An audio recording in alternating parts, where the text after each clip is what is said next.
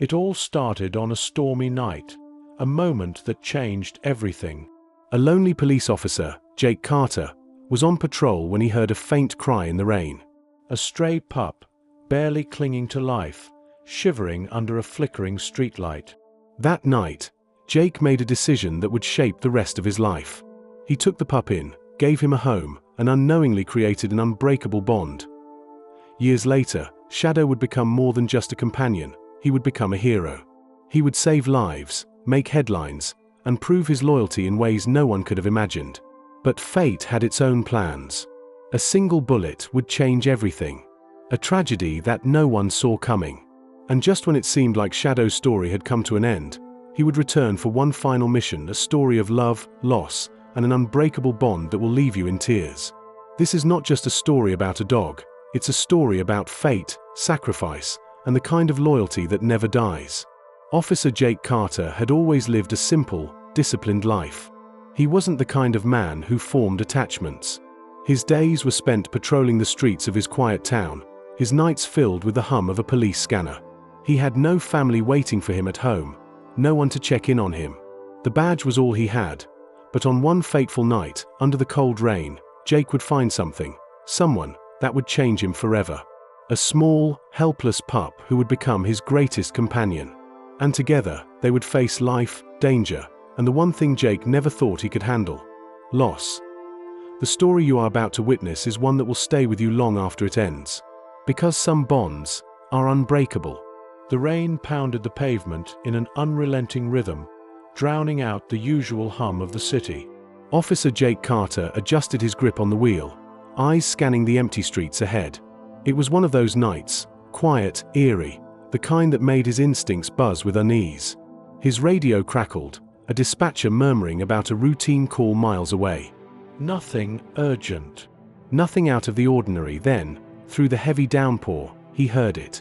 Faint, almost lost in the roar of the storm. A cry.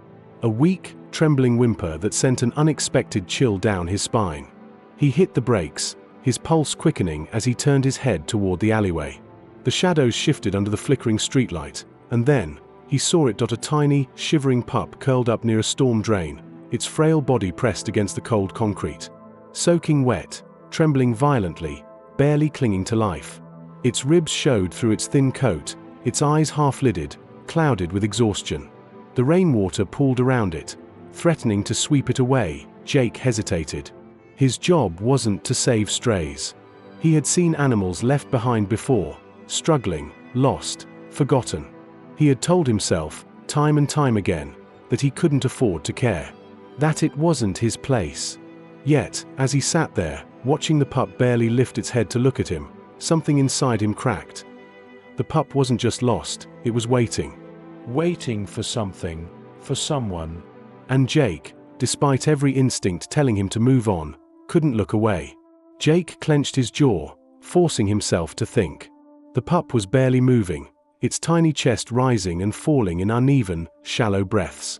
The cold was merciless, soaking into its fragile body, threatening to pull the life from it.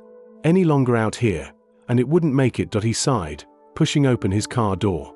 The rain hit him instantly, seeping into his uniform, but he barely noticed.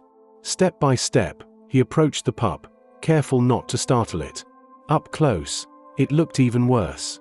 Its fur, matted with dirt and rain, clung to its frail frame. One of its paws was curled awkwardly, as if it had been injured before tonight. Jake crouched down, hesitating for just a second. "Hey, buddy."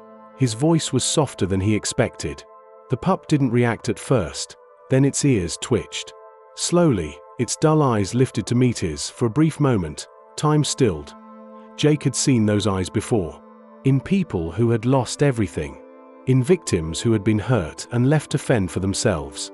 That same emptiness, that same silent question, "Why did no one come for me?" His throat tightened. He wasn't supposed to care. He wasn't supposed to let things get personal. But at that moment, with rain soaking through his skin and the little creature before him seconds away from slipping away forever, he made a decision he never saw coming. Carefully, he reached out his hand. The pup flinched, its body tensing as if expecting pain. But Jake didn't move, didn't pull back. He just waited. Seconds passed, his fingers inches away. Then, so slowly, so hesitantly, the pup leaned forward. A breath. A tiny, fragile movement. And then, with the last bit of strength it had left, it placed its shaking paw into Jake's hand. Jake barely breathed. The pup's tiny paw in his hand felt weightless, fragile, like the slightest movement could shatter it completely.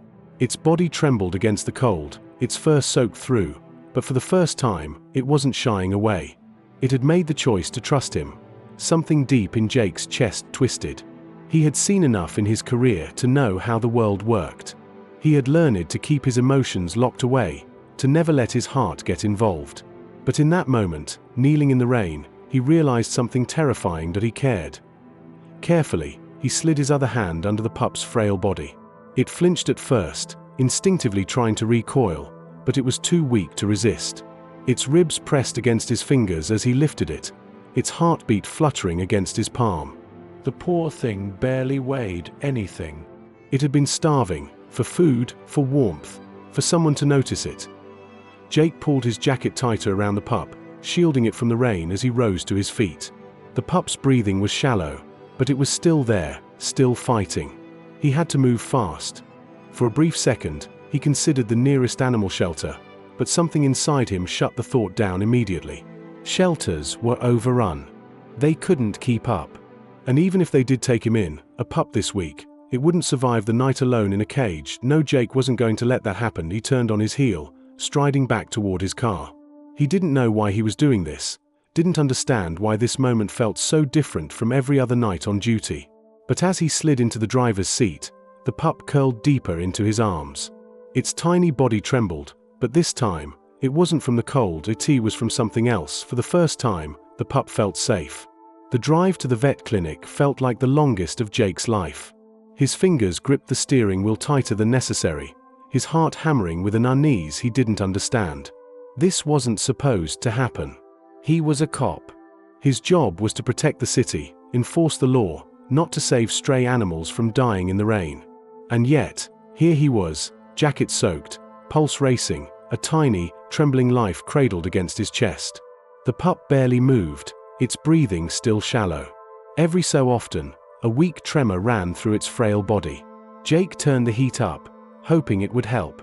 His mind warred with itself. What was he doing? Why did he care so much? He had seen suffering before.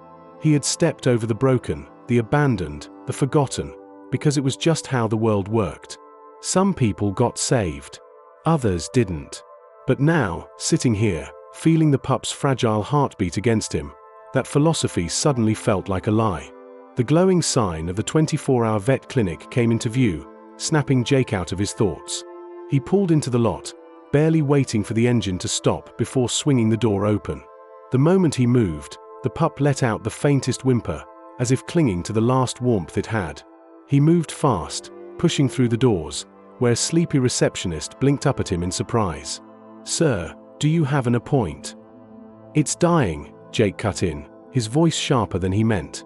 He shifted the bundle in his arms, pulling the jacket back slightly so she could see the half-conscious pup barely holding on. Her expression changed in an instant. "Come with me."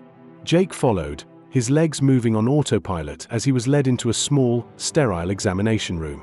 A vet tech appeared, then the doctor, both moving fast as they took the tiny dog from him.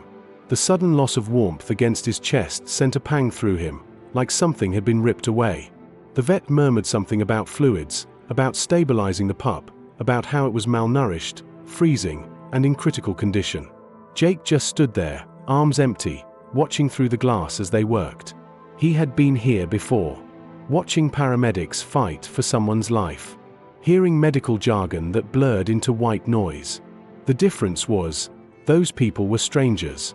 This time, he felt it. He had no reason to, no logical explanation. And yet, as he stood in that cold, white room, watching as the vet fought to keep the pup breathing, one thought burned through his mind. Don't let him die. The clock on the vet clinic wall ticked far too slowly. Jake sat in the waiting area, his elbows on his knees, hands clasped together so tightly that his knuckles had gone white. The cold from his rain-soaked uniform had seeped into his bones, but he barely noticed. His mind was trapped in a loop, the way the pup had barely moved in his arms, the shallow breaths, the weak tremors. He shouldn't be here. He knew that. He should be out patrolling, handling real cases, doing his job. But instead, he was sitting in an empty waiting room, staring at the door the vet had disappeared behind, waiting for news that shouldn't have mattered to him. The receptionist cleared her throat softly. You can leave your information if you want. We'll call you in the morning with an update. Jake didn't answer. He didn't even look at her. Minutes stretched into an hour. He ran through every possible outcome in his head. Best case scenario, the pup would survive and end up in a shelter. Worst case, he would never see it again. Finally, the door opened. The vet stepped out, looking tired, rubbing his hands together as he met Jake's eyes. "He's alive," the man said. The words hit harder than Jake expected. He let out a breath he didn't realize he'd been holding. "But he's not out of the woods yet," the vet continued. "He was severely malnourished, dangerously hypothermic. He needs fluids, warmth, and careful monitoring over the next few days. There's a chance he'll recover." But the weight in his voice made Jake's stomach twist. "But what?" The vet hesitated. "He doesn't have much fight left in him. He's been alone for too long." Jake looked past him, toward the dimly lit back room. He could barely make out the tiny form resting on a heated blanket, and 4-line attached to its frail body. The pup was still here, still breathing, but just barely. The vet sighed. "We'll do everything we can. But some animals, when they've suffered too much, they just stop trying." Jake stared at the pup, something hot and unfamiliar burning in his chest. Not this one. He pushed himself to his feet, jaw tight. "What if I stay?" The vet blinked. "Excuse me." Jake nodded toward the pup. "What if I stay here?" "With him?" The vet hesitated, then exhaled a quiet chuckle. "You'd really sit here all night?" Jake didn't even have to think about it. Yeah, I would. Because if this little guy was still fighting, then so was he. The night stretched on, quiet except for the rhythmic beeping of the monitors and the faint hum of the heating unit working to keep the tiny pup warm. Jake sat in the chair beside the metal table, arms crossed, his eyes never leaving the frail creature lying motionless on the blanket. He had seen people in hospitals before, hooked up to machines, fighting for survival. This felt no different. The vet had checked in a few times, offering reassurances, but the warning still echoed in Jake's mind. Some animals just stop trying. Jake exhaled through his nose. "Not you, buddy," he murmured. The pup didn't stir. His breathing was steady but weak, his tiny chest rising and falling in delicate, almost hesitant movements. Jake leaned back, exhaustion pressing against him, but he refused to close his eyes. He had promised himself he would stay. It wasn't logical, wasn't rational, but something about leaving this pup alone felt wrong. His gaze flickered to the dim light casting shadows against the wall. The pup's fur was dark, nearly blending into the folds of the blanket. In the low glow, it looked as if he were barely there, a flicker, a whisper, something that could disappear if the light shifted just the wrong way. To a shadow. Jake swallowed. The name settled into his mind, unexpected but right. "Shadow," he said softly. For the first time in hours, the pup twitched. A barely there movement, like a breath of recognition. Jake felt his chest tighten. He wasn't even sure why he had said it. He wasn't the type to name things, wasn't the type to get attached. Yet, as he sat there in the sterile, too quiet room, watching this fragile life cling to existence, something in him shifted. He had saved this pup from the rain, from the cold, from being forgotten. And now, the responsibility settled heavily on his shoulders. He hadn't just saved Shadow's life, Shadow had become a part of his. The next morning, the vet discharged Shadow with a long list of instructions. Feed him in small portions, keep him warm, make sure he drinks water, watch for any signs of distress. The words blurred together in Jake's mind as he carried the fragile pup out to his car, wrapped snugly in a soft blanket the clinic had given him. Shadow barely reacted to anything. He was awake, but just barely, his small body still weak, his eyes dull. He didn't whimper, didn't struggle, but he also didn't trust. Jake drove home in silence, sneaking glances at the bundle beside him. He had handled plenty of tough situations before, talked down armed suspects, walked through crime scenes without flinching, but this felt like uncharted territory. Back at his apartment, Jake carefully placed Shadow on a makeshift bed of towels and blankets in the corner of the living room. The pup just curled up, pressing himself into the fabric like he was trying to disappear. Hours passed. Shadow barely moved. He refused the food Jake set down, didn't lift his head when called. Jake sighed, rubbing a hand down his face. What did you expect? That he'd wag his tail and lick your face like in the movies? He had saved Shadow's life, but that didn't mean Shadow trusted him. Night fell. The air was thick with an uneasy quiet, broken only by the occasional sound of traffic outside. Jake sat on the couch, watching the little form in the corner. The thought nagged at him. What if the vet was right?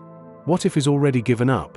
He tried to ignore the tightness in his chest, tried to focus on the fact that he had done what he could.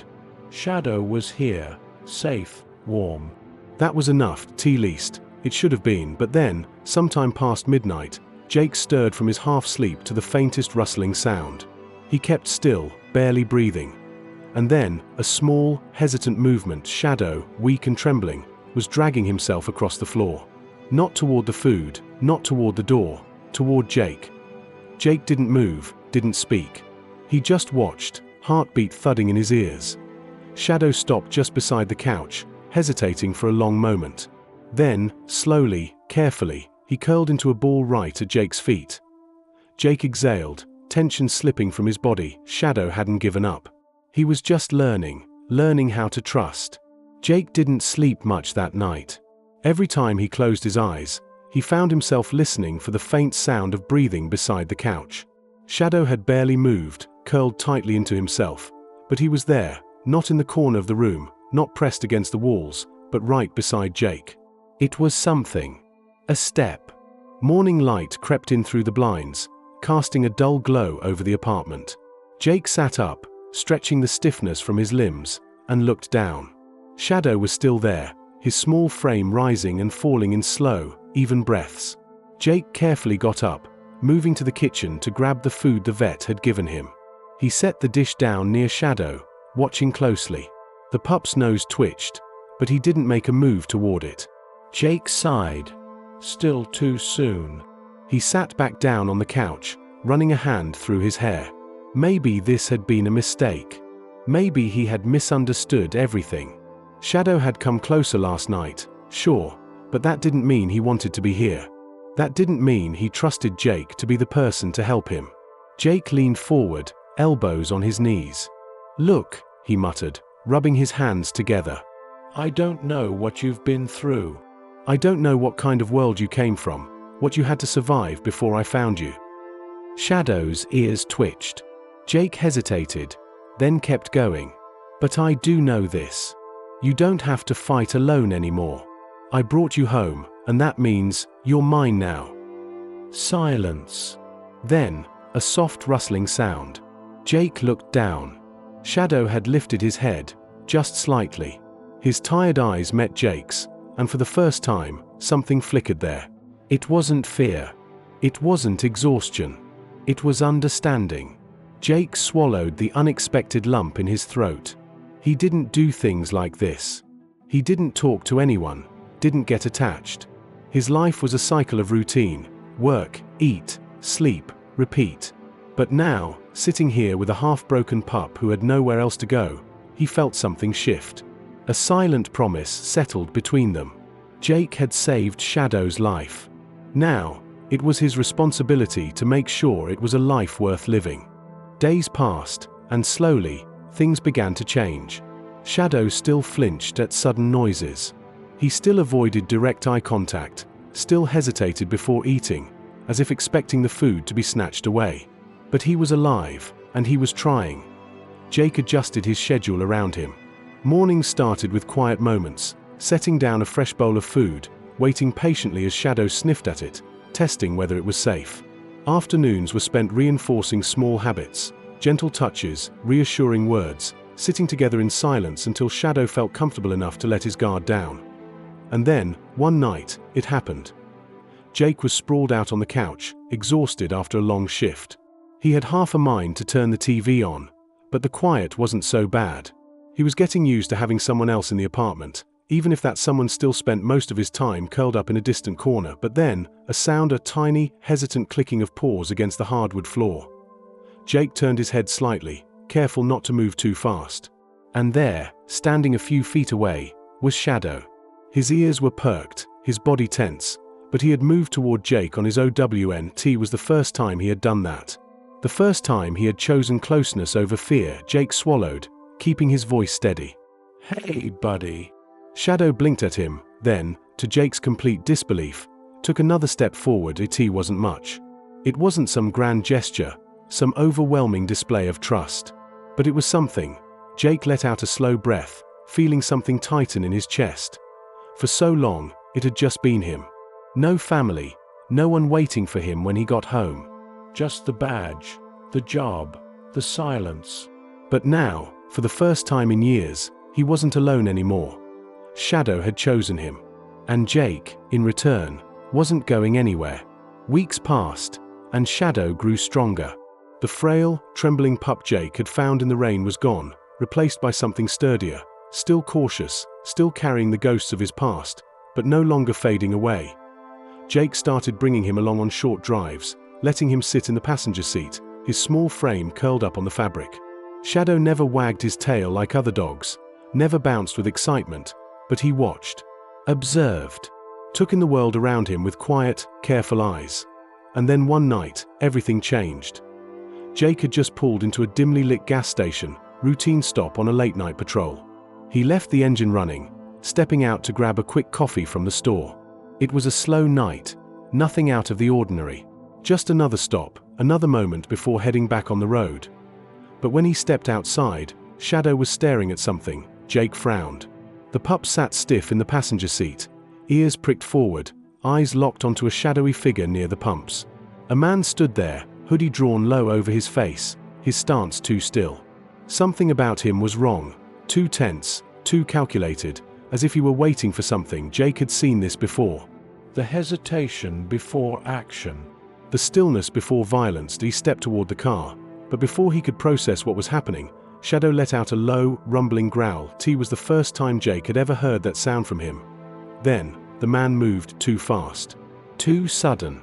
His hand jerked forward, something gleaming in his grip. Jake's pulse exploded. His instincts screamed at him, weapon in a single motion. Jake reached for his sidearm, adrenaline slamming through his veins. The man took one step forward, then froze. His eyes flickered toward the car, toward Shadow, still watching him, still growling, still poised as if ready to attack. The man hesitated. Then, without warning, he turned and bolted. Jake barely had time to react before the guy disappeared into the darkness. He exhaled sharply, his pulse still pounding in his ears, but his eyes drifted back toward the car. Shadow was still sitting there. His muscles relaxed slightly, but his eyes, they hadn't lost their focus. Jake swallowed, gripping the door handle. Shadow had sensed danger before he had. Jake had spent years trusting his instincts, years learning how to read the world. But tonight, he had almost missed something. Shadow hadn't. And for the first time, Jake realized, this wasn't just a dog. This was a protector. A guardian. A partner. And maybe, just maybe, Shadow had saved his life tonight. Jake couldn't shake the feeling. That night at the gas station had been a wake-up call, one he hadn't expected. Shadow had seen the threat before he had. A pup who had once been nothing more than a shivering, half-starved stray had sensed danger before a trained officer. It wasn't luck. It wasn't coincidence. It was instinct. 4 days after, the thought stayed with him. Every time he glanced at Shadow, curled up in the passenger seat of his cruiser, he saw something different now. Not just a survivor. Not just a pet. Something more. And then the idea struck him that he was crazy. Impossible, even. But once it took hold, it wouldn't let go. One afternoon, Jake stood outside the precinct, watching as the K-9 unit trained in the field nearby. Officers worked with their dogs, running drills, obedience training, scent tracking, suspect apprehension. These weren't just pets. They were partners. Shadow sat beside him, his dark eyes locked onto the scene ahead, watching the other dogs move with sharp precision. He wasn't wagging his tail. He wasn't looking away, Jake exhaled, shaking his head.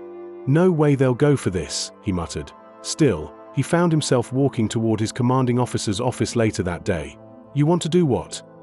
Chief Reynolds leaned back in his chair, raising an eyebrow. Jake shifted his weight, arms crossed. I want Shadow to be trained as a K9 unit. A long silence. Then a short laugh. Carter, he's a stray. He's more than that, Jake shot back. Reynolds sighed. The department doesn't train rescues. We take in dogs bred for the job, controlled temperaments, selected bloodlines. He gestured vaguely. Not some much you picked up off the street. Jake felt his temper rise. He wasn't the kind to push. He followed rules, obeyed orders. But this felt different. Chief, he said, voice steady. He saved me. I was off duty, distracted. He wasn't. He saw something I didn't. Reynolds rubbed his temple. That doesn't make him a police dog. No, Jake agreed. But it means he has the instincts of one. Another silence. The chief sighed. Carter, if he fails even one test, is out. No exceptions. Jake nodded. Understood. Reynolds gave him one last long look, then exhaled. All right, he muttered. Let's see if this damn dog of yours is as sharp as you say. Jake felt something tighten in his chest, something he hadn't felt in years. Hoped that he glanced down at Shadow, who sat calmly by his side. He didn't know what was about to happen. Didn't know that the next few months would be grueling, that the tests would push him to his limits, but Jake did. And for the first time, he wasn't afraid of failure. Because Shadow had already proven one thing: he wasn't just meant to survive. He was meant to be a protector. The first day of training didn't go as Jake had hoped. Shadow stood rigid beside him as the other K9 trainees lined up, all of them bred and raised for this purpose. German Shepherds and Belgian Malinois, strong, disciplined, meant for the job. And then there was Shadow, a former stray, smaller, leaner, a dog that had spent most of his life running from threats, not chasing them down. Jake could feel the eyes on them. The skepticism. The silent bets that Shadow wouldn't last a week. A trainer called the first command. The other dogs dropped into position immediately, sharp, precise. Shadow hesitated. His ears flicked, his eyes darted toward Jake. What am I supposed to do? Jake swallowed. He knelt beside Shadow, keeping his voice low. You got this, buddy. Shadow exhaled. And then, he obeyed. Slow, unsure, but he did it. The next few weeks were grueling. The training was nothing like Shadow had ever experienced before. Loud noises, complex commands, obstacle courses designed to push each dog past their limits. At first, Shadow struggled. He flinched at sudden bangs, hesitated before obeying commands, refused to attack the decoy during apprehension drills. Fear was still in him. The whispers started. He's not cut out for this. He's too soft. He doesn't have what it takes. Jake heard them all. And maybe, deep down, a part of him wondered if they were right. But Shadow never quit. Every day, he came back. Every day, he tried again. He was slower than the others, but he was learning. And the one thing that set him apart? He never lost focus. While other dogs worked by instinct, Shadow worked with purpose. He wasn't bred for this, but he wanted to do it. He wanted to protect. Then came the final test. The make or break moment. A staged kidnapping scenario. Shadow had to track a hidden officer through an abandoned warehouse, find him, and hold his position until backup arrived. The call came in just after midnight. A 7-year-old boy, missing in the dense forest on the outskirts of town.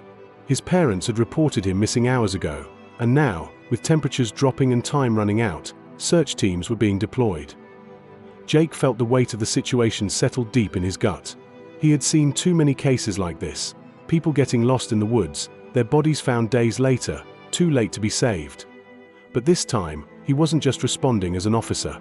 He had Shadow now be why the time they arrived, the search effort was in full swing. Flashlights cut through the darkness, volunteers calling the boy's name. Officers coordinated search grids, but it was too much land, too many places to hide. Jake knelt beside Shadow, holding out the boy's blanket, the last thing he'd been holding before he vanished. "Find him, buddy." Shadow sniffed once. Then again. His ears perked, and then he ran. Jake followed, his breath sharp in the cold air. They weaved through the underbrush, past trees that looked the same in every direction. If it weren't for Shadow, Jake would have thought they were going in circles. Then suddenly, Shadow stopped. His body tensed, his nose low to the ground. He let out a short, sharp bark. Jake's pulse spiked. "You got something?" Shadow didn't hesitate. He took off again, faster this time, darting through the trees like he already knew exactly where to go. Jake pushed forward, adrenaline pounding through his veins. Shadow wasn't guessing. He was tracking. And then, he saw it. A flash of red. A tiny figure, curled up at the base of a tree. The boy. Jake sprinted forward, heart in his throat. "We got him," he shouted into his radio. "We got him." The boy was barely conscious, his small body shivering violently. Shadow pressed his nose against the boy's cheek, whining softly, nudging him.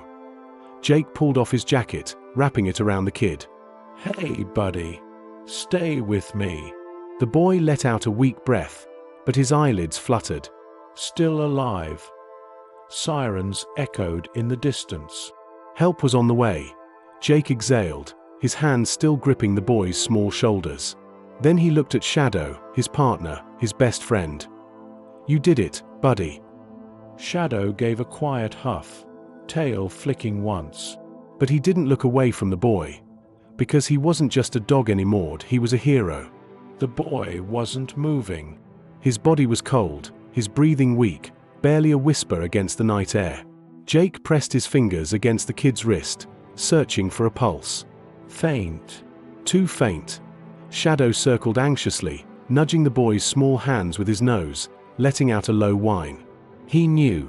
He could sense it. The boy was slipping away. Jake grabbed his radio. "I need medics here now." The kid's alive, but he's freezing. "We don't have much time." Static. Then a voice crackled through. "Copy that. ETA 20 minutes. Jake clenched his jaw. Too long. The temperature was still dropping, the wind cutting through the trees like knives. The kid's lips were turning blue, his eyelids fluttering. 20 minutes might as well be an eternity. Shadow let out another sharp bark, stepping closer, lowering himself beside the boy. Jake looked at him. Heat. A desperate idea took hold. Without hesitating, Jake unzipped his coat and shifted closer, pulling the boy gently into his arms.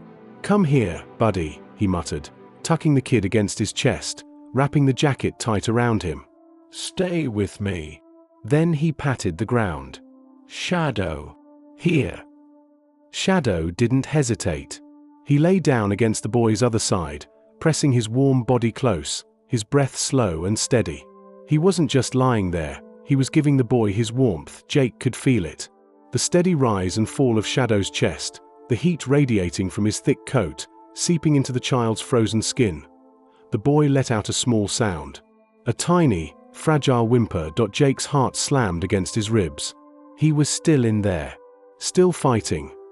"Come on, kid," Jake murmured, rubbing the boy's back through the fabric of his jacket. "You're not giving up now. We found you. You're safe." Minutes passed.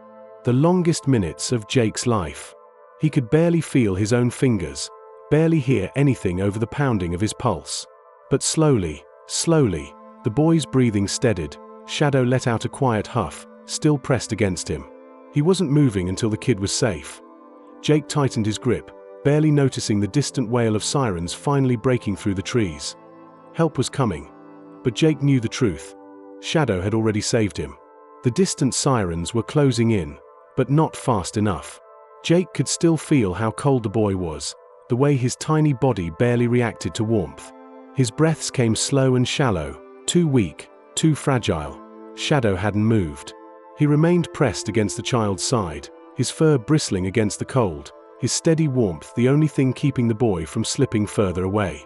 Every few moments, Shadow nudged the kid's cheek with his nose, as if urging him to hold on. Jake clenched his jaw. They couldn't wait for backup, but he turned his radio back on. Dispatch, update, 8:12 minutes. Jake swore under his breath. That was too long. His mind raced. They had to get moving. If they stayed out here, if they waited, the boy might not make it.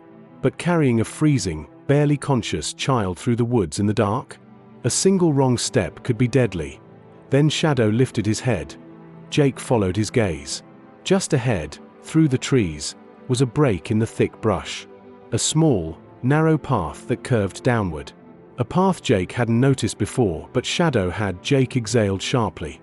You know a way out, don't you? Shadow didn't blink. He just took a step forward. Jake trusted him. He scooped the child into his arms, making sure his jacket stayed wrapped tight around him.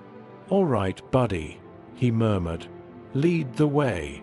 Shadow moved fast, his paws steady, guiding them through the dark. Jake followed, muscles burning, breath sharp in his chest. Every step had to be careful, precise. One slip, and the lights appeared, just ahead, flashing red and blue. Officers. Medics. Waiting. Jake pushed forward, his voice hoarse from the cold. We got him. He's alive. Paramedics rushed in. Hands reached for the boy, wrapping him in blankets, checking his pulse, checking his vitals. Questions flew around him, but Jake barely heard any of it. Because as he knelt beside Shadow, gripping his fur, he realized something. Shadow wasn't looking at the medics. He wasn't watching the flashing lights. His eyes were locked on the boy. Because Shadow hadn't been running toward the officers, he had been leading them to safety. Jake let out a breath. You knew, didn't you? Shadow finally looked at him.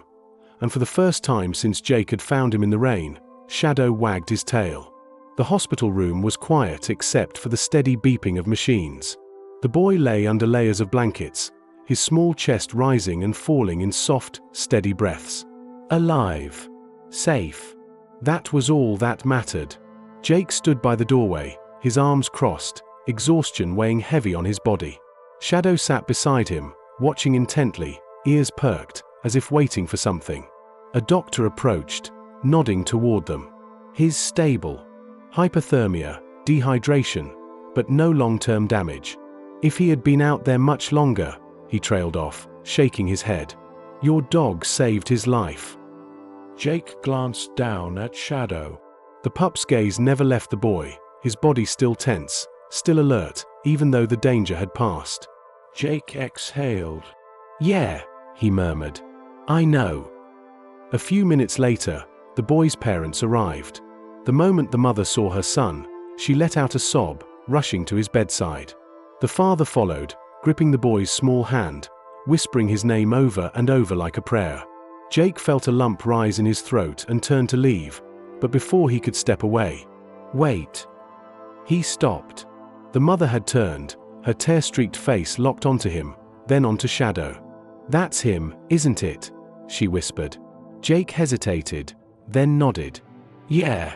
This is Shadow. For a moment, there were no words. Then, the father walked forward, kneeling down in front of the dog who had saved his son's life. Thank you, he said, voice thick. Shadow tilted his head slightly.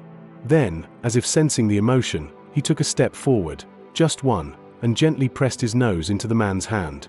A quiet acknowledgement. A moment of understanding.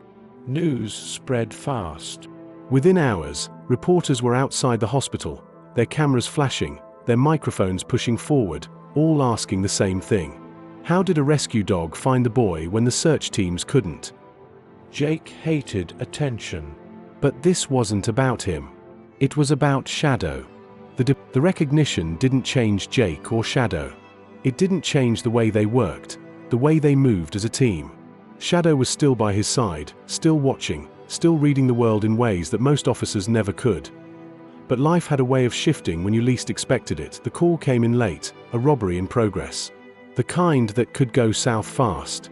The kind Jake had seen too many times before. Armed suspects. Multiple hostages. A situation where a single wrong move could mean life or death. As Jake pulled up to the jewelry store, the scene was already unfolding. Patrol cars blocked off the street, lights flashing, radios crackling with tension. Officers took position, guns drawn, waiting for the inevitable standoff. Shadow sat in the passenger seat, ears high, his body tense with an instinct Jake had learned to trust.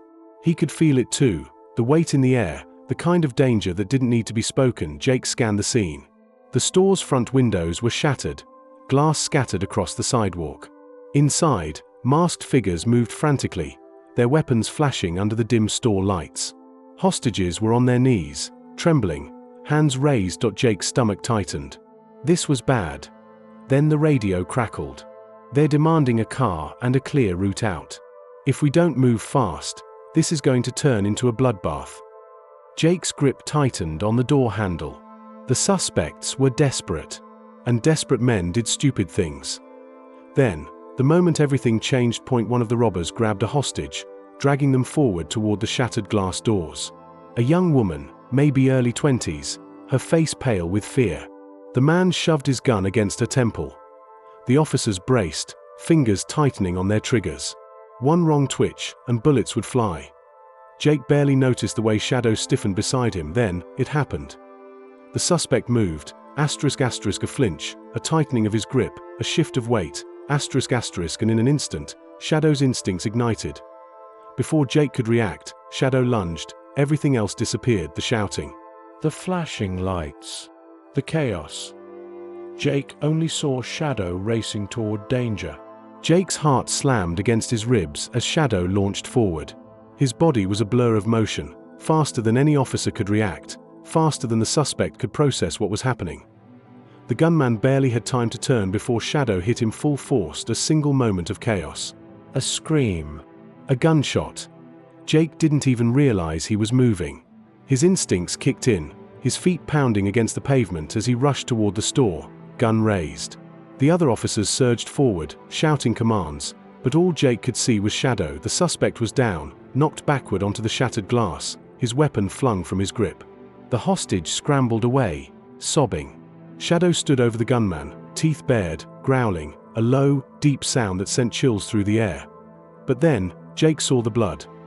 Not on the suspect, on Shadow. Time slowed as Shadow's stance faltered, his front legs trembling. His growl wavered, his ears twitching. Then, his body gave out. Jake's stomach dropped.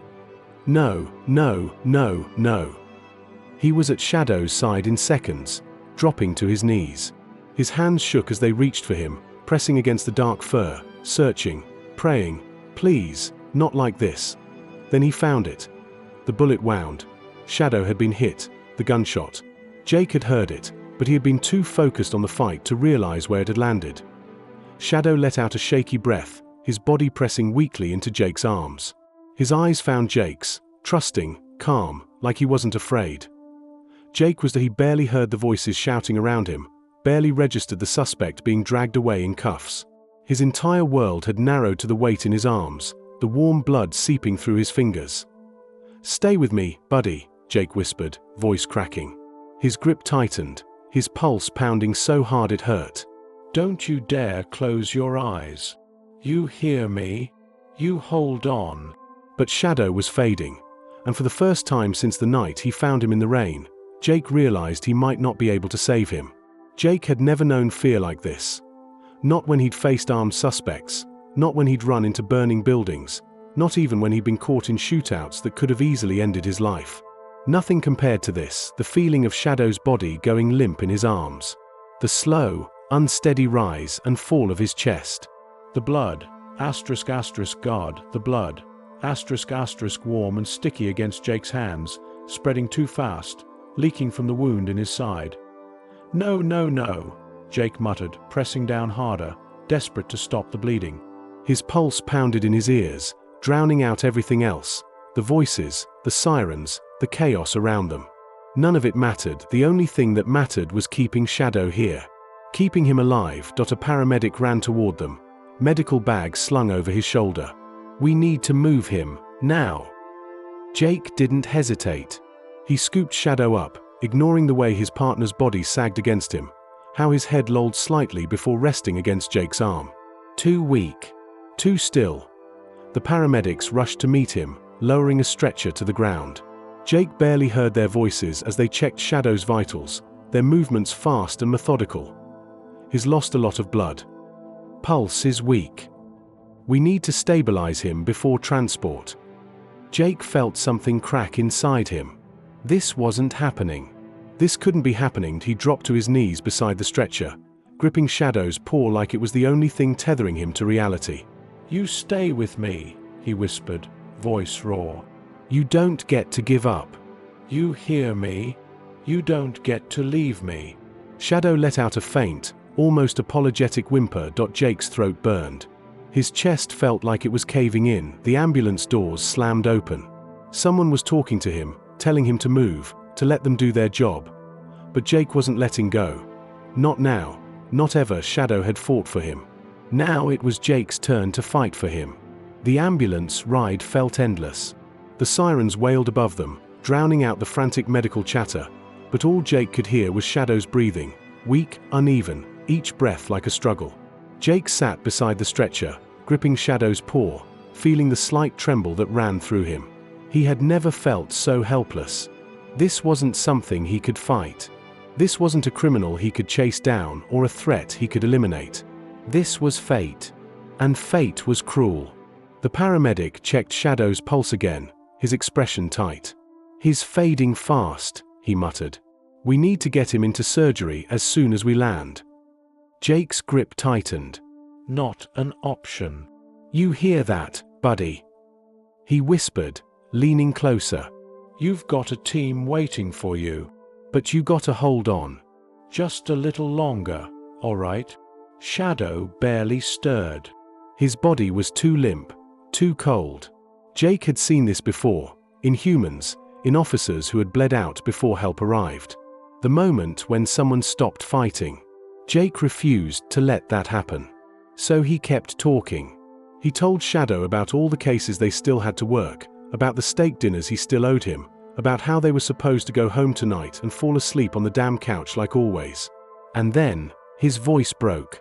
"Please, Shadow," he whispered. His eyes burned, his throat closing up. "Don't leave me." The paramedic glanced at him, something shifting in his expression.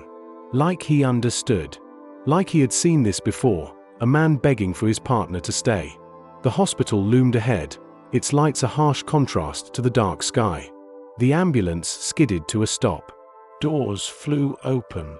Hands grabbed the stretcher, medics shouting orders.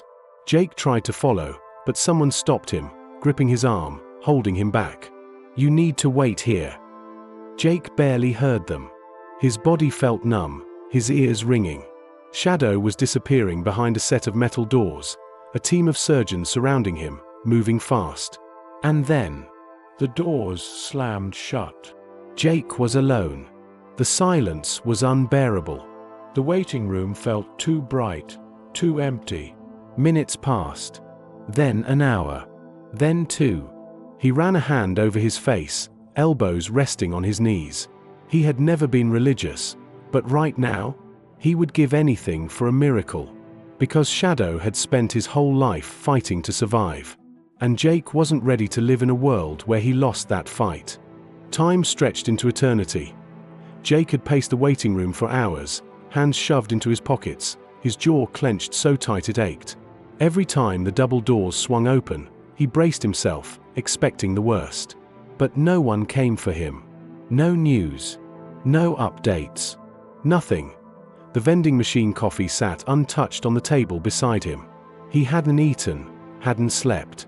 He just sat there, staring at the clock as if sheer willpower could force the hands to move faster.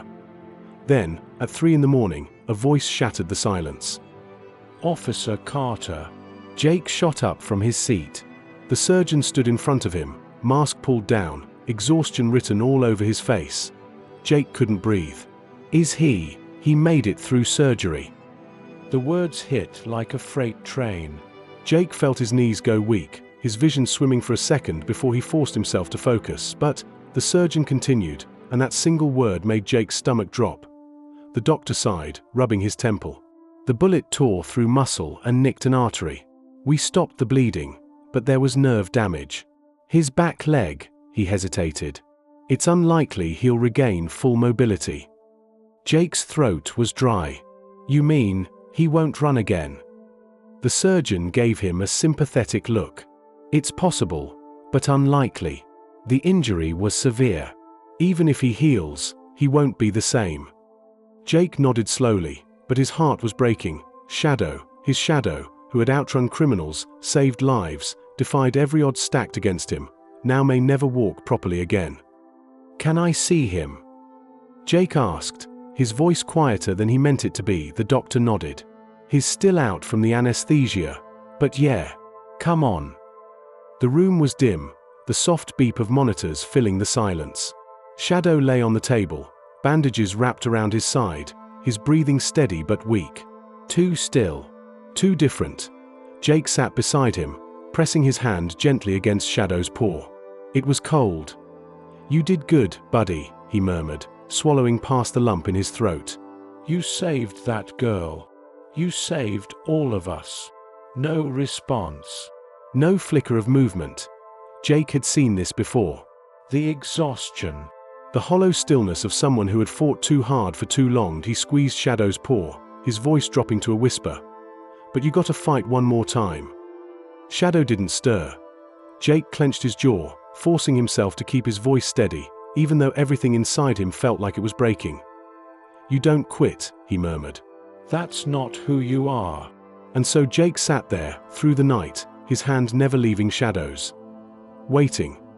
Because if Shadow was still breathing, then his fight wasn't over. Days passed, but Shadow still hadn't stood.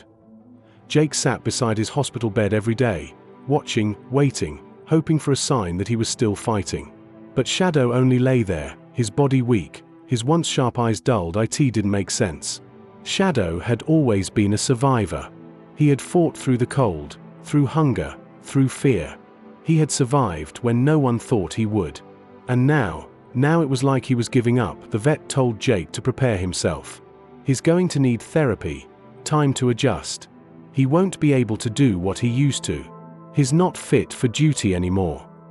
Jake felt those words like a knife to the chest. Not fit for duty. Shadow had spent his whole life proving that he belonged, that he wasn't just some stray, that he was more than his past. He had found his purpose, and now they were taking it away from him. Jake could see it in his eyes. The moment they removed the bandages and tried to get him to stand, he barely tried. His back leg trembled, collapsed beneath him, and instead of fighting to get back up, he just lay there. Jake clenched his fists. Come on, buddy. You don't quit. Shadow didn't look at him. Jake swallowed hard. This wasn't just an injury. This wasn't just pain. This was something deeper. Shadow wasn't just hurt. He was lost. The day they officially retired him, Jake sat in the chief's office, barely hearing the words. We're giving him full honors, of course. He's done more for this department than we ever could have expected. But he's done, Carter. Jake nodded, but there was a heavy weight in his chest.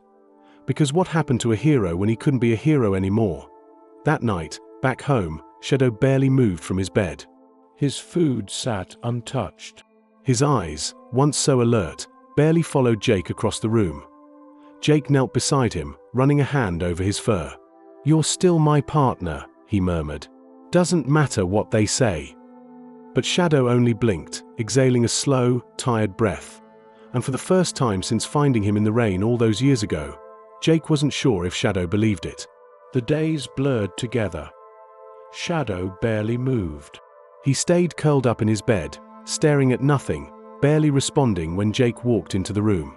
The dog that had once run toward danger without hesitation, the one who had saved lives, who had saved Jake, now lay motionless, as if none of it had ever happened. Jake did everything he could. He set up a routine, just like before. He fed Shadow by hand when he refused to eat. He took him outside, even when he just sat there, unmoving, watching the wind shift through the trees. He spoke to him like nothing had changed. But everything had changed. Shadow wasn't healing, not the way he should have been. The injury had stolen more than just his strength. It had stolen his purpose. The vet had warned Jake that some dogs don't recover from losing their job. Some K9s, after being retired, lost the will to keep going. It was more than just training. It was who they were. Jake refused to believe that. This wasn't how Shadow's story ended. One evening, after another failed attempt at getting Shadow to stand, Jake sat beside him, exhaustion pressing down on him. His chest felt tight, frustration and helplessness clawing at him. He exhaled sharply. "You're the toughest damn dog I've ever met," he muttered, running a hand through his hair. "You've been fighting since the day I found you." Shadow didn't react. Jake swallowed past the lump in his throat. His voice dropped. Softer. "I need you to fight now, too." For a moment, there was nothing. Just silence. Then, the smallest twitch of Shadow's ear. Jake's heart lurched. It wasn't much, but it was something, so he kept talking. He told Shadow about the criminals still out there, the cases unsolved, the fact that the city still needed him. More than that, Jake still needed him. Shadow didn't get up that night. He didn't suddenly find his strength. But something in his eyes flickered. Just for a second, and Jake held on to that. Because if there was even a chance that Shadow still had fight left in him, then Jake wasn't giving up on him. Not now. Not ever. Jake didn't give up. He couldn't. Every day, he worked with Shadow. Small steps. Small victories. At first, it was just getting him to sit up on his own. Then, convincing him to eat without Jake having to push the bowl in front of him. It was slow, frustrating, but Jake refused to accept that this was it, that Shadow would spend the rest of his life lying in one spot, waiting for time to take him. One evening, Jake sat on the floor next to him, absently tossing a tennis ball in the air, catching it, and repeating the motion. Shadow watched him, his ears flicking at the soft thud each time the ball hit Jake's palm. Jake sighed, glancing down at him. "Remember when you used to chase these like your life depended on it?" Shadow blinked. No reaction. Jake rolled the ball across the floor. "Come on, buddy." "Just once." "Nothing." Jake exhaled, leaning back against the couch, frustration settling deep in his chest. Then, a sound. A soft scrape against the floor. Jake's breath caught. His head snapped toward Shadow, barely daring to believe what he saw. Shadow had moved his paw. Just slightly. Jake didn't speak, didn't even breathe, afraid that any sound would break the moment. Then, another movement. A small, weak twitch of his injured leg. His gaze was still locked on the ball, his body still stiff with uncertainty, but he had tried. Jake swallowed past the tightness in his throat. Hope. It was fragile, barely there, but it was real. Jake picked up the ball and placed it beside Shadow's paw, his voice quiet. "That's it, buddy. That's the fight I remember." Shadow didn't respond, didn't wag his tail, didn't show any signs of excitement. But when Jake looked into his eyes, he saw something that hadn't been there before. Not defeat. Not pain. A spark. And for the first time in weeks, Jake felt something he hadn't let himself feel in too long. Shadow wasn't done fighting. And neither was he. Progress was slow. Shadow still didn't move like he used to. His steps were hesitant, his muscles weaker. But he was trying, and Jake held on to that. Days turned into weeks, and every small improvement felt like a victory. Shadow started standing longer, taking slow, careful steps around the apartment. Some days were good, some were bad. But Jake never stopped pushing.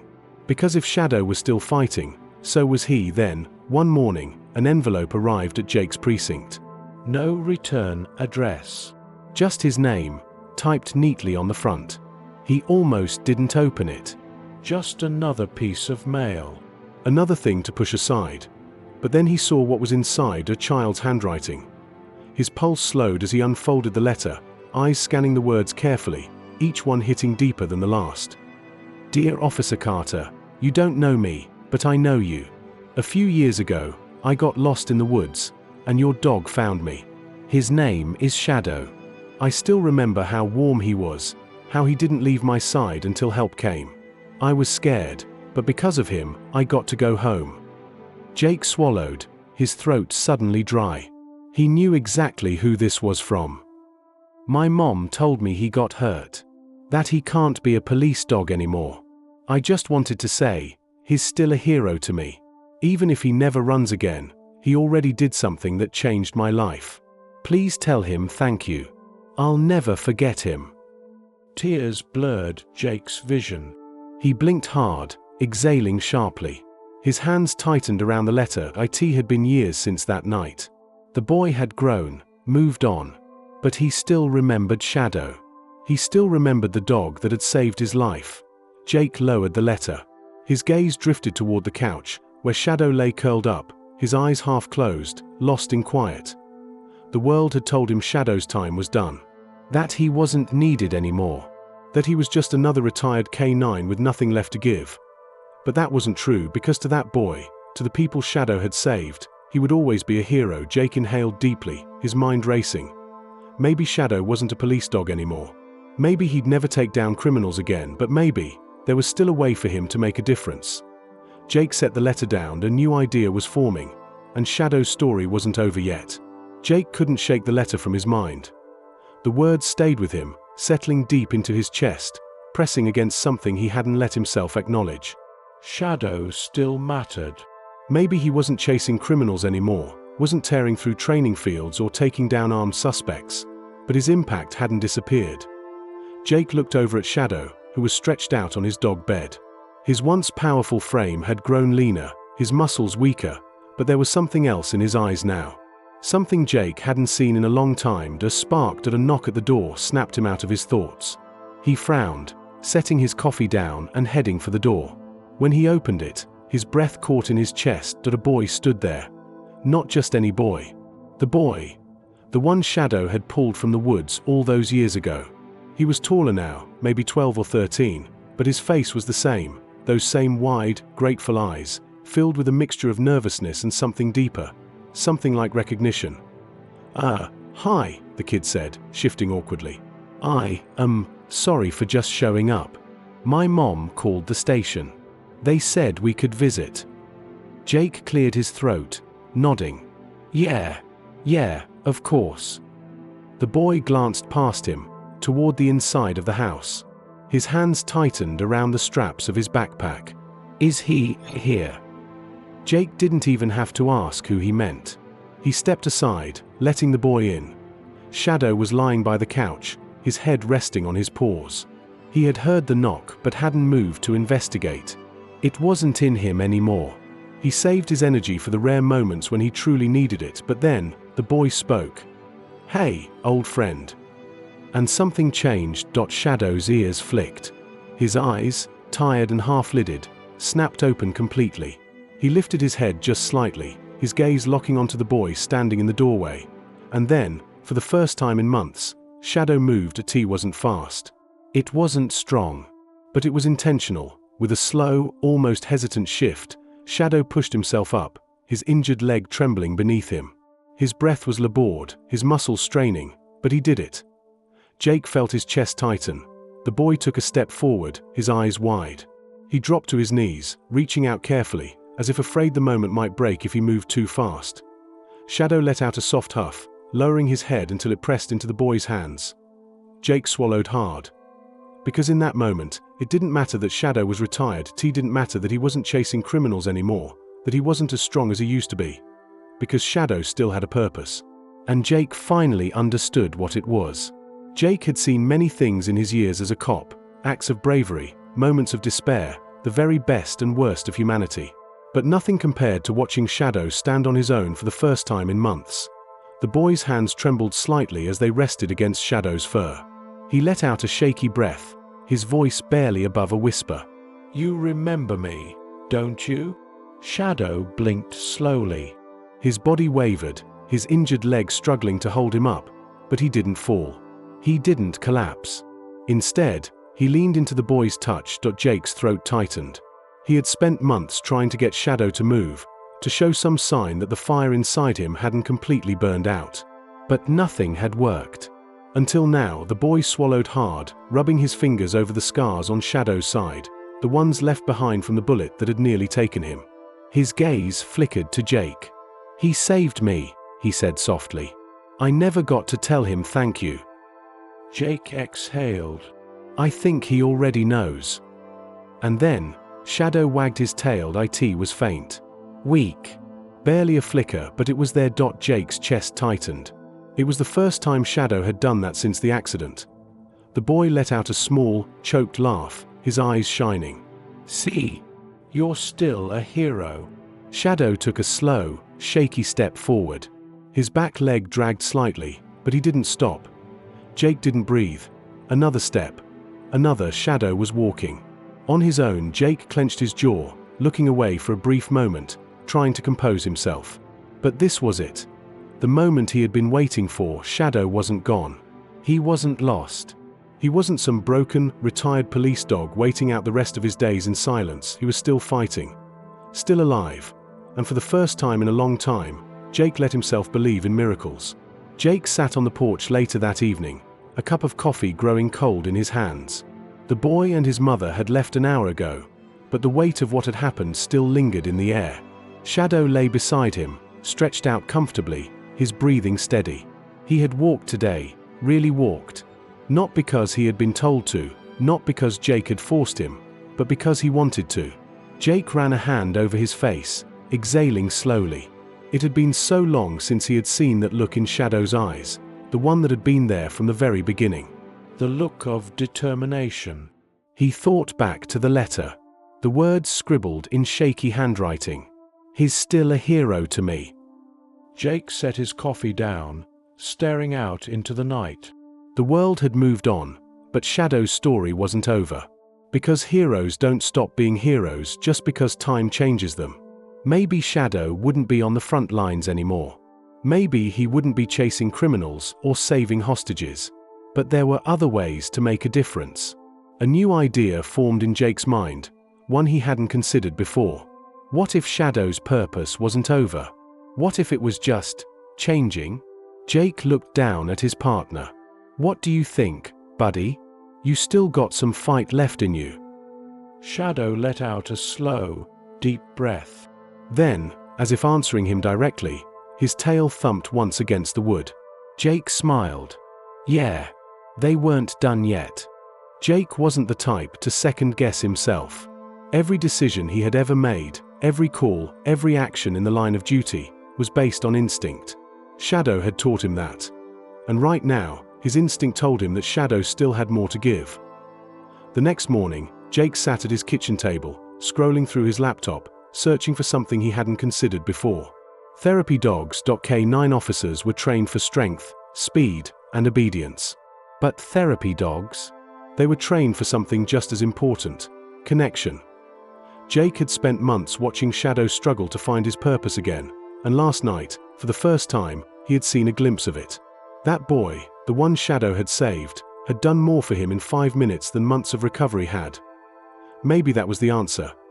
Jake leaned back, tapping his fingers against the table. Therapy dogs worked in hospitals, in schools, in veteran programs. They helped people heal. And who better to do that than a dog who had already saved lives? Shadow lay nearby, watching him. His ears flicked forward when Jake glanced at him, as if he already knew something was changing. You up for one more mission, buddy? Shadow didn't move for a moment. Then, slowly, he lifted his head, his tail thumping once against the floor. Jake felt a small smile tug at the corner of his mouth. That was all the answer he needed. The process wasn't easy. Shadow would have to pass a new set of evaluations, different from the ones he had trained for as a K9 officer. He would need to learn how to navigate hospital hallways, how to comfort people instead of chasing threats, but Jake knew one thing. Shadow had always known exactly who needed him. He glanced back at the laptop screen, clicking on the application form. They had spent years protecting people. Now, it was time for Shadow to help them heal. Shadow had been through training before, grueling, intense, life-or-death preparation that had turned him from a stray into a protector. But this was different. Jake stood beside him outside a rehabilitation center, gripping the leash loosely in his hand. Shadow sat at his side, ears perked, eyes scanning the surroundings, not for threats this time, but for something else: people. This was his first official day in therapy training, and for the first time in a long time, Jake felt that same nervous anticipation he'd felt when Shadow had trained for the K9 unit. But back then, it had been about proving something to the world. Now, it was about showing Shadow that he still had a purpose. A woman in a maroon jacket approached, clipboard in hand. You must be Officer Carter. And this is Shadow. Jake nodded. Yeah, he's ready. She smiled, glancing down at the dog beside him. Let's see how he does, then. The training was nothing like Shadow's police drills. There were no takedowns, no intense commands, no high-pressure simulations. Instead, it was about patience, understanding, learning how to recognize when someone needed comfort, even if they didn't ask for it, and Shadow, he took to it immediately. When they entered the therapy room, a group of veterans sat in chairs, some in wheelchairs, others with quiet, distant looks in their eyes. It wasn't a place of physical wounds, it was a place for healing the ones that couldn't be seen. Jake barely had time to react before Shadow moved. He stepped toward an older man sitting alone by the window, his shoulders hunched, his hands clasped together in his lap. No one had called Shadow forward. He just knew, slowly, carefully. Shadow nudged his head beneath the man's hand. The man stiffened. His fingers twitched slightly, as if unsure what to do. Then, after a long moment, his hand relaxed. His fingers ran gently over Shadow's fur, tracing along the scar near his side. Jake watched, his throat tightening. Shadow hadn't just walked into the room. He had found the person who needed him most. The woman with the clipboard exhaled, smiling. "I think we have our answer." Jake swallowed. He knew Shadow wasn't a K-9 officer anymore. But he was still saving lives, just in a different way.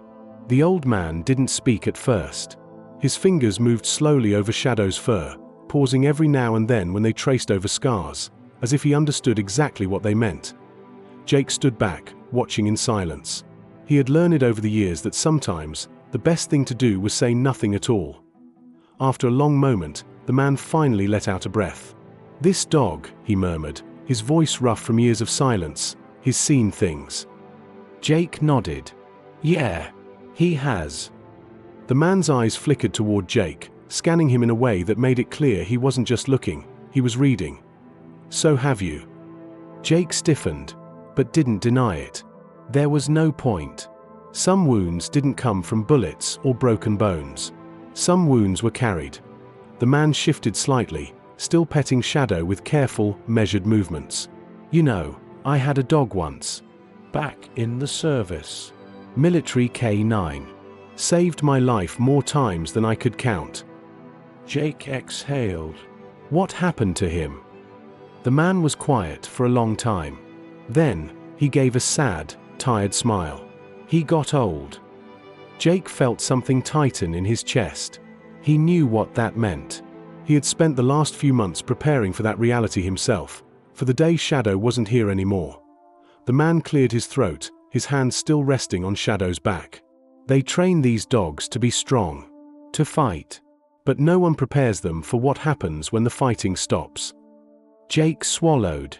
"Yeah," he said, voice low. "I know." Shadow leaned in closer, pressing against the man's leg. Not seeking comfort, but giving it. The old man smiled, his eyes misty, but his shoulders didn't seem as heavy anymore. "This dog of yours," he murmured. "He's got more left in him than he thinks." Jake felt a small, unexpected spark of hope. Because for the first time in a long time, he wasn't the only one who believed it. Shadow had a purpose here, and maybe, just maybe, this was exactly where he was meant to be. Jake had spent years believing that a cop's purpose was simple: to serve, to protect, to fight. When that purpose was taken away, what was left? Shadow had spent his life proving himself. He had been underestimated, doubted, told he wasn't good enough. And each time, he had risen, again and again. But after his injury, after the day they retired him, he had lost something deeper than his strength. He had lost his place in the world. But today, in this small therapy room, something changed. Shadow sat beside the old veteran, his tail resting against the floor. He didn't fidget, didn't move, didn't seek out distractions. He just stayed. Jake watched in silence as the man leaned forward, resting a shaky hand on Shadow's back. He didn't say anything. He didn't need to, because Shadow understood. The veteran let out a slow breath, his fingers tightening slightly. And then the impossible happened. Tears. Not loud, not dramatic, just a quiet, trembling release. The kind of tears that had been locked away for years, buried under weight too heavy to carry alone. Shadow didn't move, didn't flinch. He just stayed with him. Jake's throat tightened. He had seen Shadow save lives before. He had seen him track criminals, stop attacks, pull people back from the edge of death, but this was different. This wasn't the kind of rescue that made headlines. This was the kind of rescue that went unseen. Shadow wasn't chasing criminals anymore, he was chasing broken souls. And somehow, Jake realized that might have been his greatest purpose. Waitus, the old man wiped his face and let out a small, almost embarrassed chuckle. He finally spoke. "You know, I think I needed him today more than he needed me." Jake exhaled, a faint, knowing smile tugging at the corner of his lips. "Yeah," he murmured. "I think a lot of people do." Shadow had saved lives before, but now, he was healing them. And for the first time since that night in the rain, Shadow was exactly where he belonged. The drive to the search site was quiet. Too quiet. Jake gripped the steering wheel, eyes locked on the road ahead, his thoughts racing. He had been on these calls before, missing kids, desperate parents, long nights of searching through endless trees, praying they weren't too late. But this time was different. Because Shadow was in the passenger seat. Jake glanced over at him. The old K9 sat upright, his posture steady, his ears perked. He wasn't panting with excitement like he used to before a mission, wasn't restless with energy. But he was focused. He knew. They pulled up to the scene, deep woods, thick brush, search teams already combing through the trees. Officers nodded at Jake as he stepped out, their faces tense. The chief approached, his expression unreadable. 5-year-old boy. Wandered off during a family picnic. He gestured toward the towering trees. They called it in 4 hours ago. "We've got nothing." Jake clenched his jaw. 4 hours was too long. The chief hesitated. His gaze flickered toward Shadow. "Are you sure about this?" Jake didn't answer immediately. He looked down at his partner. Shadow sat beside him, scanning the scene. His breathing was even, his body still. He wasn't the dog he had once. Jake pushed forward through the thick underbrush, his pulse pounding, his breath sharp. The forest was a maze of towering trees and endless shadows, but he didn't think, he just ran. Because Shadow was leading. The dog's body wasn't as fast as it had once been, but his focus was razor-sharp. He moved with purpose, with instinct, with a kind of certainty Jake hadn't seen in him for a long time. This wasn't just any search, this was what Shadow was born to do. Branches scraped against Jake's arms, his boots crunching against damp leaves. The radio on his shoulder crackled, voices asking for updates, but he ignored them. He could see Shadow's tail flicking ahead, weaving through the darkness. Every few seconds, the dog's head would lower, sniffing, adjusting, and then he'd keep going. And then, Shadow stopped. Jake froze. His heart slammed against his ribs. Shadow stood at the edge of a small ravine, his ears pricked forward, body tense. The wind rustled through the trees, carrying a faint, almost imperceptible sound. A whimper. Jake's blood turned to ice. He followed Shadow's gaze downward. There, half hidden in the brush, curled up at the bottom of the ravine, was the boy. Jake moved. He scrambled down the embankment, dirt slipping beneath his boots. Hey, kid." His voice shook. The boy didn't respond. Jake reached him in seconds, dropping to his knees, checking for breathing. Did a slow inhale. A weak exhale. Alive. Barely. Jake grabbed his radio. "I've got him." South Ridge. Bottom of the ravine. His breathing but unresponsive. "We need medics now." Shadow didn't wait. He moved beside Jake, pressing his nose gently against the boy's small, freezing hands. A reassurance. A presence. The boy twitched. Not much. Just a slight, trembling movement. But enough. Jake exhaled, the tension in his chest threatening to crush him. Shadow had done it. Even after everything, even after the injury, the retirement, the doubt, he had done it. The old dog let out a quiet huff, his breath visible in the cold night air. Jake ran a shaky hand over Shadow's back. "You still got it, buddy," he whispered. And for the first time in a long time, Shadow wagged his tail. The sirens wailed in the distance, cutting through the silence of the forest. Jake stayed crouched beside the boy, his fingers pressed gently to the child's wrist, feeling the faint but steady pulse beneath the fragile skin. Alive. Shadow sat beside him, watching. Not restless, not anxious, just waiting. He had done his part. Jake let out a slow breath, gripping his radio. "We're down here. Need a stretcher." his hypothermic, but stable. His voice was firm, steady, because for the first time in months, he wasn't afraid of losing. Minutes passed like hours, but then, movement above. Flashlights cut through the darkness. Boots crunched against the earth. Officers and medics rushed down the embankment, hands reaching, assessing, moving fast.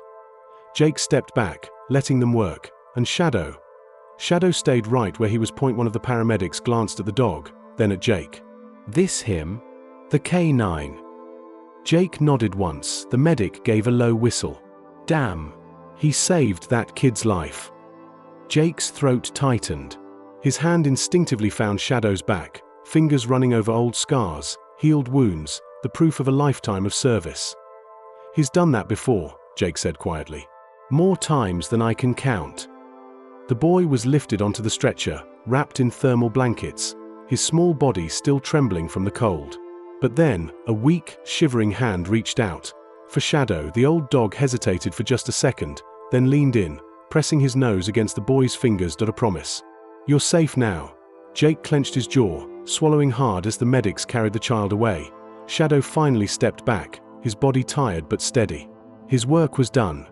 Jake knelt beside him, brushing a hand over his ears.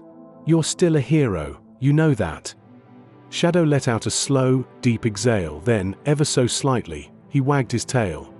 Because he knew that he had always known, and he always would. The days following the rescue were filled with quiet relief. The boy was safe. His family had thanked Jake, shaken with gratitude, and then disappeared into the hospital, their world forever changed by the small, scarred dog who had saved their son. Jake and Shadow had slipped into their routine again, familiar, comfortable, but with an undeniable difference.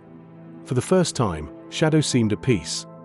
Jake looked over at him one evening, sitting on the porch with the last rays of sun slipping away, a soft evening breeze stirring the air. The dog was lying by his feet, eyes half closed but calm. The therapy work was going well.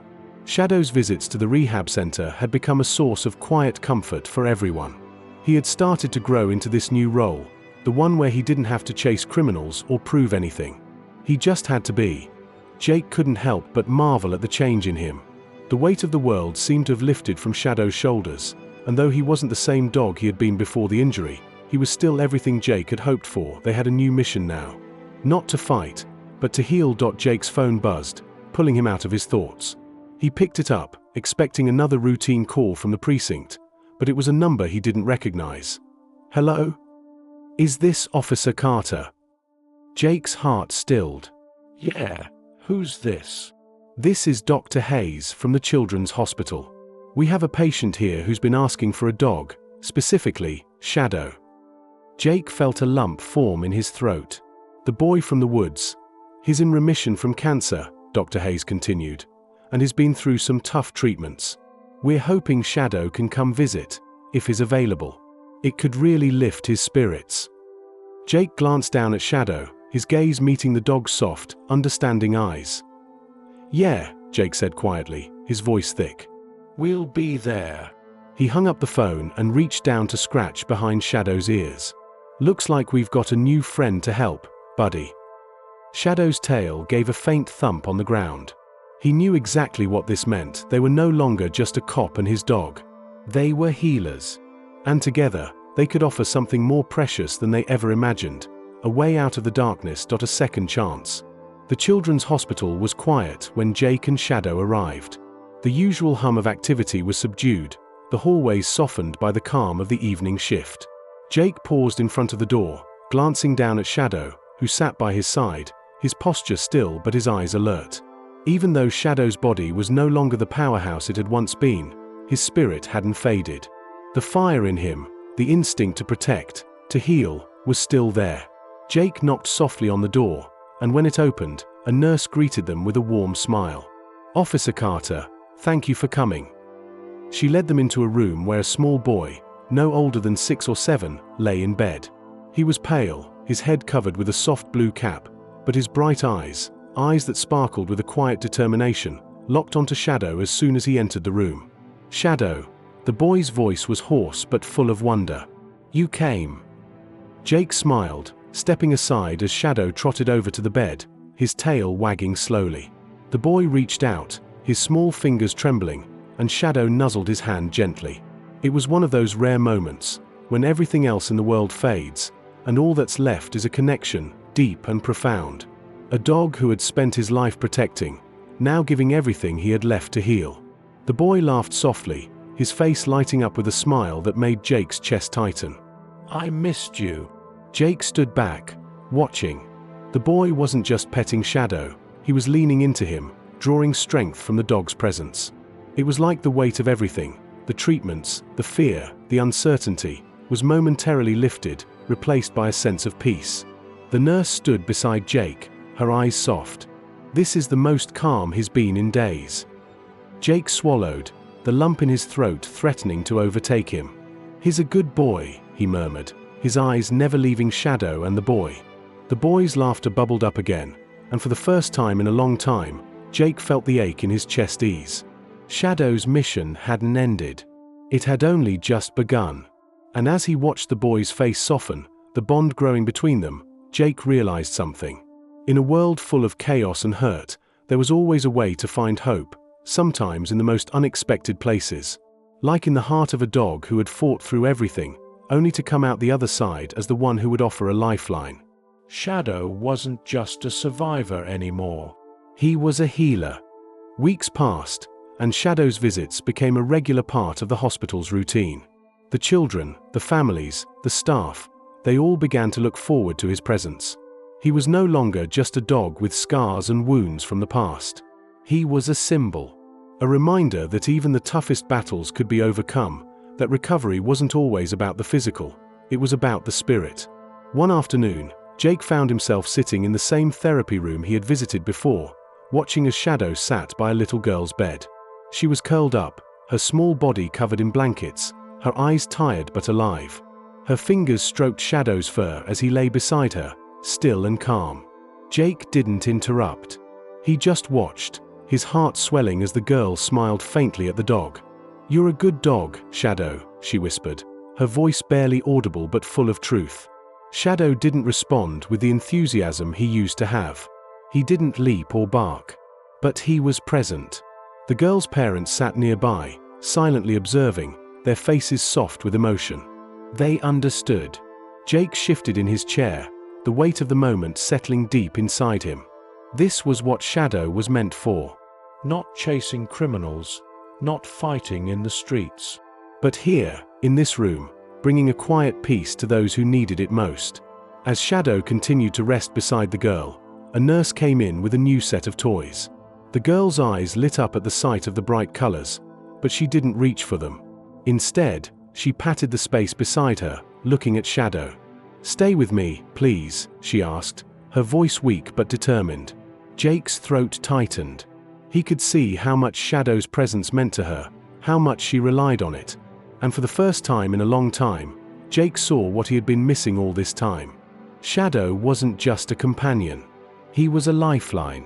A source of comfort, of hope, of peace. Jake stood, walking quietly over to the side, his hands clasped behind his back. Shadow had done more than he ever could have imagined. And somehow, even in the silence, he was still saving lives. The girl's mother looked up at Jake, a quiet smile on her face. "Thank you," she whispered, her eyes brimming with tears. "He's given her so much strength. More than we could ever give." Jake nodded, swallowing the lump in his throat. "He's always been a fighter," he said softly. "Now he's helping others fight." The girl's hand rested gently on Shadow's head, and for a moment, the room was filled with nothing but peace. A peace Jake hadn't realized he was craving. This was Shadow's purpose now. Not just to heal the physical wounds, but to mend the spirit. And as long as he was here, beside those who needed him, he would keep on fighting. Because this was where he was meant to be. Jake stood at the edge of the yard, watching as the sun dipped low, casting long shadows across the grass. Shadow lay at his feet, his body still, his eyes half closed. He had been resting for the past hour, but something about the way he was lying there, so peaceful, so content, made Jake feel a quiet sense of finality settle over him. It had been months since the day Shadow had saved the boy in the woods, since the day he had stepped back into the role of a hero, not through battle but through healing. They had done it together, the two of them, both learning to heal, to move on, to find new purpose in a world that was no longer defined by danger. But something had shifted in the last few weeks. Jake had noticed it first in the quiet moments. The way Shadow would lay beside him at night, his body still but his presence unwavering, his head resting gently on Jake's lap, eyes soft, relaxed. The tension had slipped away. Shadow had found his place in the world again. And so had Jake. Tonight was different, though. Tonight, as the evening air grew cooler, Jake felt the weight of something unspoken between them. He crouched down beside Shadow, his fingers brushing through the dog's fur. "You've done everything, haven't you, buddy?" Jake whispered, his voice thick with emotion. Shadow's tail gave a gentle thump against the ground. But his eyes remained closed, as if he understood the depth of what Jake was saying. He had done more than anyone could have asked. He had given his all. And now, maybe it was time for him to rest. For a long time, Jake had wondered what would happen when this day came. The day when he wouldn't need to look over his shoulder for danger, when the calls for help would stop. He had always been driven by the work, the adrenaline, the rush of protecting. But Shadow had shown him that there was more to life than just that. There was peace, and sometimes that was enough. Jake swallowed, his heart aching. "I don't know what I'm going to do without you, you know," he said softly. Shadow's eyes opened just a fraction, as if hearing him. Then, the dog slowly stood, his movements unhurried, but firm. He walked a few paces forward and stopped, turning his head toward Jake. His eyes locked onto Jake's with an intensity that spoke volumes, not of loss, not of fear, but of understanding. For the first time in what felt like forever, Jake felt a deep sense of gratitude wash over him.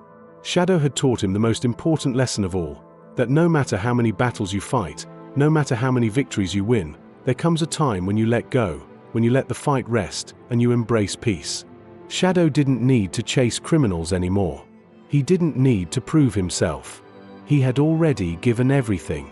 And in the stillness of that moment, Jake realized something that had been dawning on him for weeks. Shadow had been a warrior, a protector, but now he was at peace. And so was Jake. It was a crisp morning when Jake noticed the first sign. Shadow hadn't gotten up. He was lying in the sun, his eyes closed, his breathing shallow, but calm.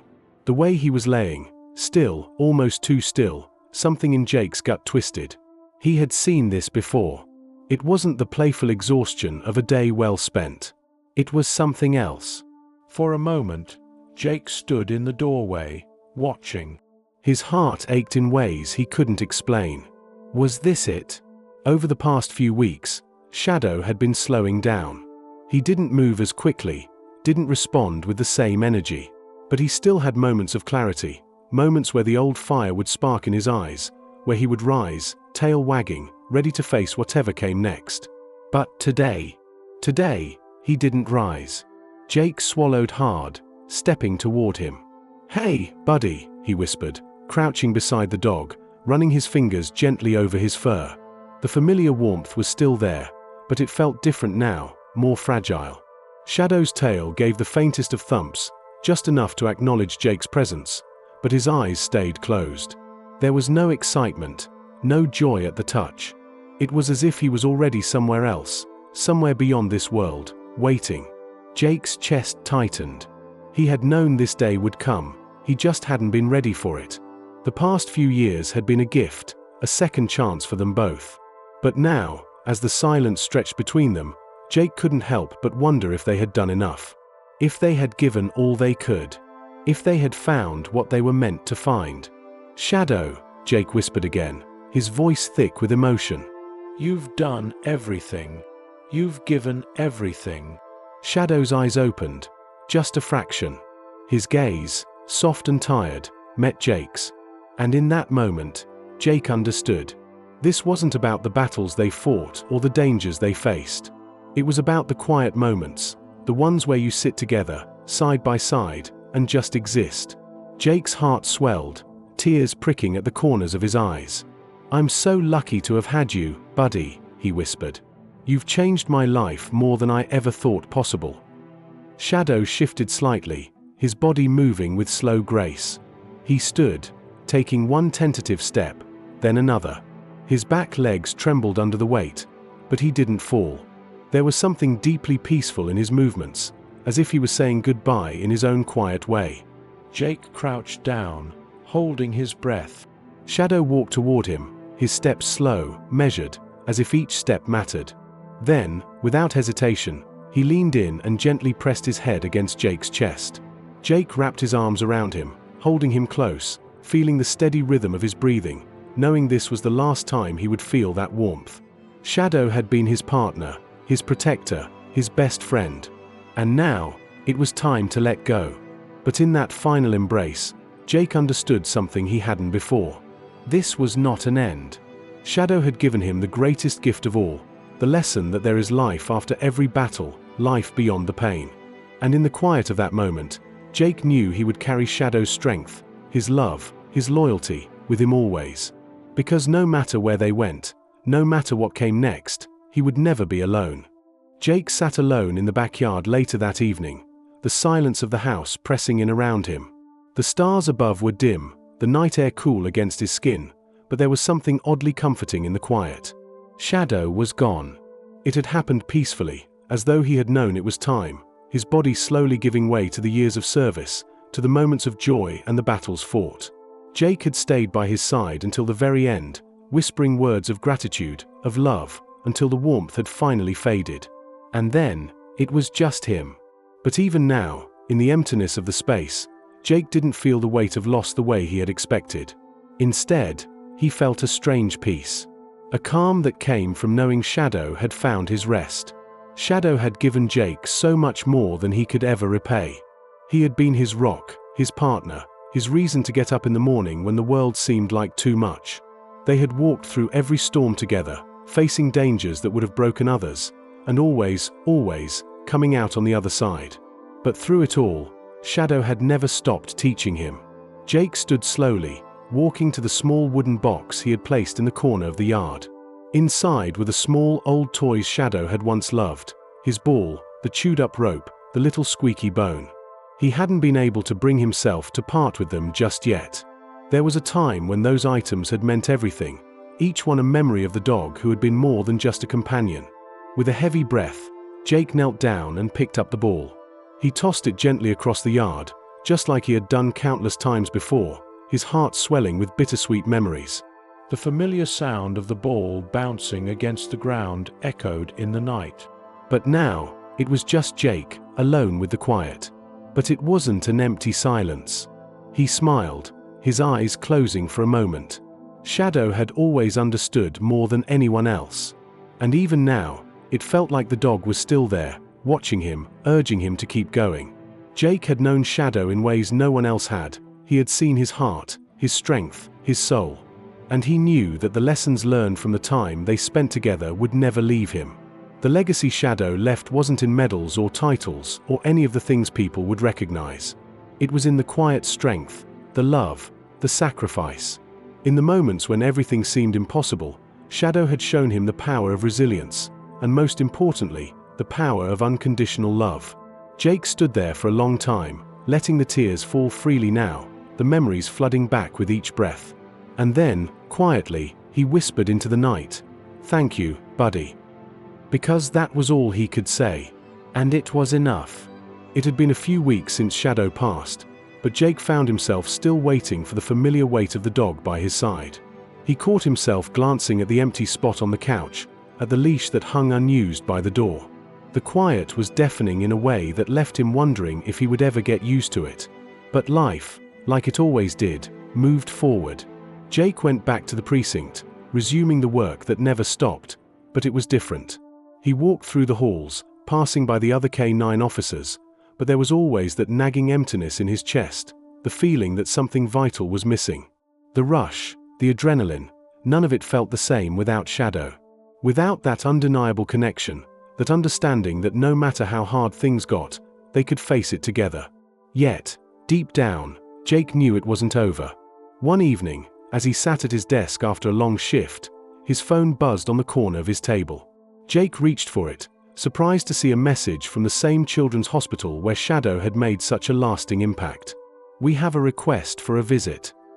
Jake stared at the text for a moment. He hadn't been back to the hospital since Shadow's passing. The idea of returning without him was almost too much to bear. But as he read the message again, he felt that familiar stirring in his chest, the need to help, to carry on the legacy. The request wasn't for him. It wasn't even for a specific child. It was for all the children, a request for someone to come in and bring hope, and for a moment, Jake knew what he had to do. He didn't need to have Shadow physically beside him to continue what they had started together. He could carry Shadow's legacy forward. He could bring the light that Shadow had shown him, the warmth, the healing. Jake grabbed his jacket and left the precinct. He didn't even think about it anymore. He knew he couldn't let Shadow's memory fade in the silence. He had to keep going. As he drove to the hospital, memories of Shadow flooded his mind, the way the dog had always known exactly who needed him, when they needed him most. It wasn't about the big moments or the glory.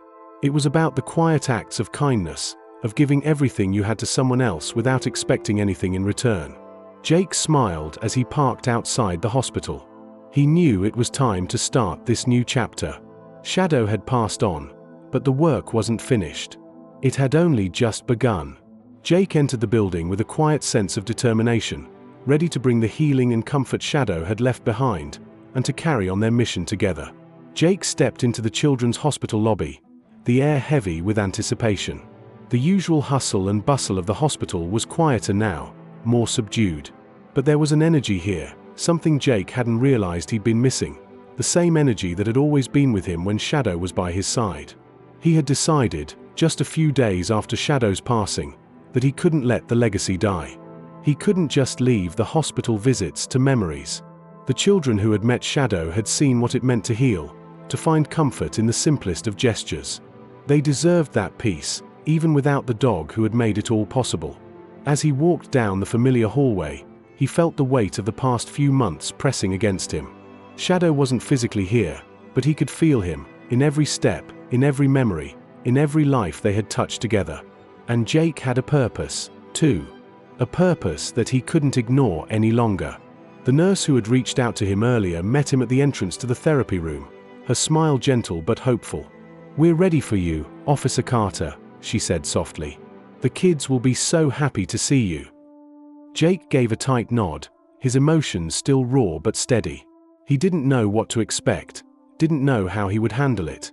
But one thing was certain, he couldn't back down. He had to keep showing up. For the kids. For Shadow.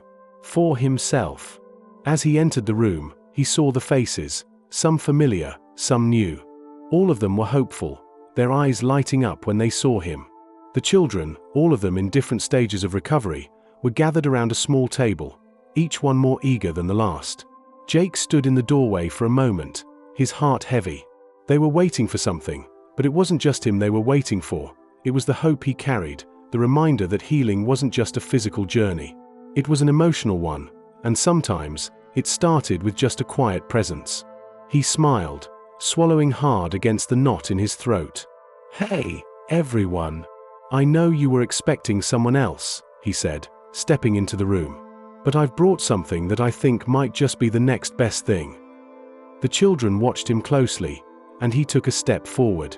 His hand reached into his pocket, pulling out the small, worn collar that had once belonged to Shadow. He held it up, the fabric soft, the leather well worn from years of service. "This," Jake continued, "was Shadow's collar. And today, I want to share it with you. Because even though he's not here, his spirit still is. And his with all of us, every step of the way." The kids sat in hushed silence, some reaching out to touch the collar as Jake passed it around. The room filled with an energy, a quiet, powerful understanding that Shadow's journey, his purpose, wasn't over. It was just beginning in a different way. Jake stood in the middle of the room, looking around at the children, the families, the staff. And for the first time since Shadow's passing, he felt a deep sense of peace wash over him. He wasn't alone. He wasn't alone. Weeks passed, and the visits to the children's hospital became routine. Jake found himself looking forward to them, the heaviness of the past few months slowly lifting as he saw the impact Shadow had left behind. It wasn't just about the collar or the memories of the dog, it was about the lessons learned and the quiet moments of connection. Shadow's legacy had woven itself into the very fabric of the hospital, into the hearts of the children, the staff, and Jake himself. But there was something else, something Jake hadn't expected. It wasn't just about continuing Shadow's work. It was about finding his own path in this new chapter. Shadow had been his partner, his protector, his best friend. And now, Jake realized, he had to learn to carry on without him. The hospital had given Jake a renewed sense of purpose. The kids had reminded him that there was always more to give, no matter the circumstances. But there was still a part of him, a part that had been so defined by the work they had done together, that wondered if he could truly do it alone. One afternoon, Jake sat in the waiting room, his eyes scanning through some files when a small voice interrupted his thoughts. "Are you Officer Carter?" Jake looked up to find a young girl, maybe 8 or 9 years old, standing by the doorway. She was holding a stuffed bear in one hand, the other hand clutching a piece of paper. "Yeah, that's me," Jake said, smiling at her. "What's up?" The girl hesitated, looking down at the paper before extending it toward him. "I made this for you," she said softly. Jake took the paper from her and unfolded it. It was a drawing, a child's drawing, of him and Shadow. The two of them were standing side by side, a simple smile drawn on each of their faces. Above them, in the cloud-filled sky, it read, "Thank you for keeping us safe." Jake felt a lump rise in his throat as he looked at the drawing. It wasn't the first time someone had thanked him for the work he did, but this was different. It was more than just a gesture. It was a symbol of what he had become, of the role he had filled in their lives, even after Shadow's passing. The girl's eyes met his, a soft smile on her face. "You're a hero, too," she said, as if the words were the simplest truth in the world. Jake's heart skipped a beat. Hero. He had never thought of himself that way. He kneeled down to her level, his hand gently resting on her shoulder. "Thank you," he said, his voice thick. "I'll keep this, okay? It means a lot to me." As the girl skipped off to rejoin her family, Jake sat there for a moment longer, staring at the drawing in his hands. It was then that it hit him. This was his new mission. Not to chase down criminals, not to fight battles, but to show up. To be there for the people who needed him. Just as Shadow had been. He wasn't alone. Not anymore. And as he stood up, folding the drawing and tucking it safely into his jacket pocket, Jake realized that he wasn't just carrying on Shadow's work, he was starting something new. Something that was his own. The journey was just beginning.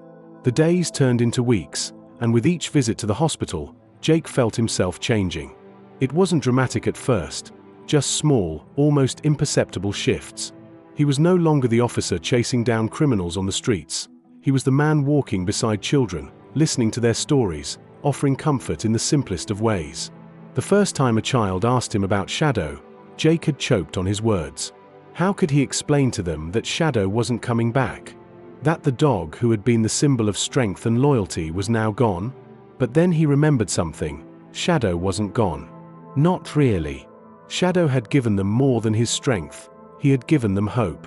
One particular day, a little boy named Mason, who had been in and out of treatment for months, shyly approached Jake after his session. He was holding a small notebook, the edges worn, pages folded over from constant use. "Hey, Officer Carter," Mason said, his voice small. I drew something. "I think it's for Shadow."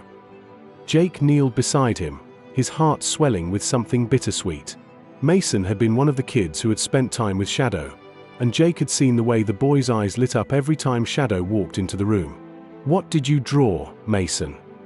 Jake asked, his voice soft. Mason opened the notebook, revealing a picture of Shadow. The dog was sitting proudly in the middle of the page, a halo glowing above his head, and beside him was Mason, smiling, holding a leash. Underneath the drawing were the words, "Shadow will always protect us." Jake's throat tightened. The words felt like a gift, a reminder that even in his absence, Shadow's impact would never fade. "Shadow will always protect us," Jake repeated quietly, as if to reassure himself. He took the notebook from Mason and carefully closed it. "Thank you, Mason. This means more than you know." As Mason's mother came over to take him back to his room, Jake watched them go, the boy still clutching the notebook to his chest. He had been through so much, yet in that moment, he was giving back. Jake stood for a long time after they left, the notebook resting in his hands. It was his turn to give back. Shadow had done his part. He had touched so many lives, healed so many broken hearts. But the legacy was far from over. Jake knew now that the mission wasn't just about comforting children in their time of need. It was about continuing the work in a new way. Shadow had opened the door to something bigger than both of them. And now, Jake was ready to walk through it. With the notebook in hand, Jake made his way back to the therapy room. He wasn't just carrying Shadow's memory, he was carrying his legacy, one child at a time. It was a rainy afternoon when Jake found himself standing in the therapy room once more, the familiar hum of the hospital around him.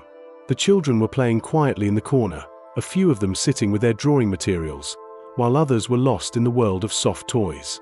But it wasn't the noise or the busyness that caught Jake's attention.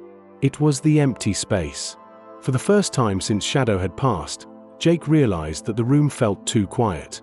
Not because the children were silent, but because there was a hole in the atmosphere, something that had been there every time Shadow entered, his presence. That same warmth, that quiet strength that seemed to fill the space, was now absent.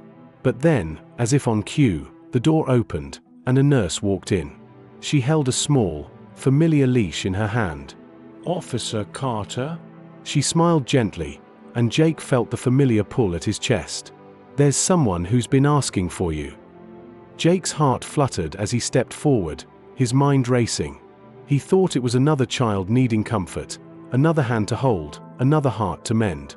But when he entered the room, he saw something entirely different. A new dog was sitting quietly by the children's play area. It wasn't a police canine, nor was it a therapy dog trained for years to provide emotional comfort. This dog, though, had something in his eyes, something familiar. Jake's breath caught in his throat.